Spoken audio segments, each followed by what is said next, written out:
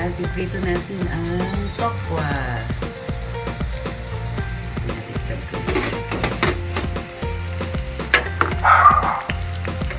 Instead of pork, itong tokwa na lang natin.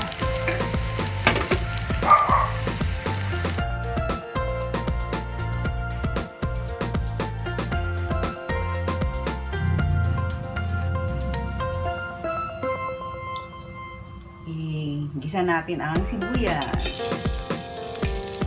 Sibuyas muna.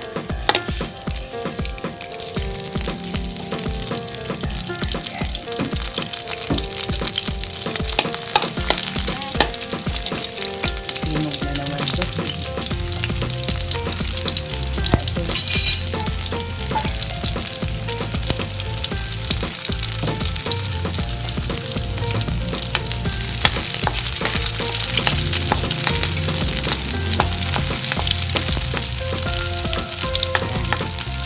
Bawang, garlic,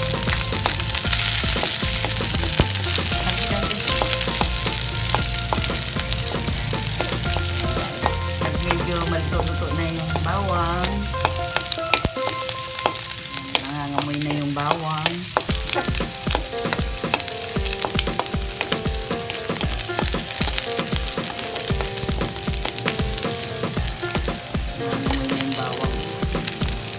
natin ang kamatis. Dahil naman ang kamatis, pwede rin. Pero masarap pag may kamatis. Ayan. Ayan, bango na yung bawang. Sinutot na yung sibuyas. Tulog natin ang diced na tokwa.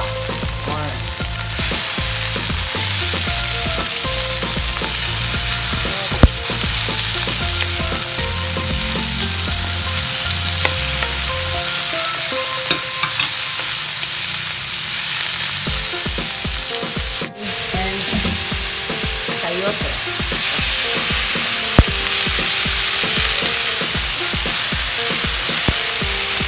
At sabay na natin ang toge para sabay silang maluto. Yan, tuloyin natin guys. At konting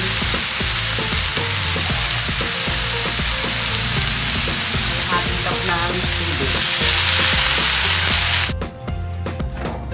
Yan guys, haluin na natin pagka ayan, pakuluin. Ayan, maluluto na ang gulay.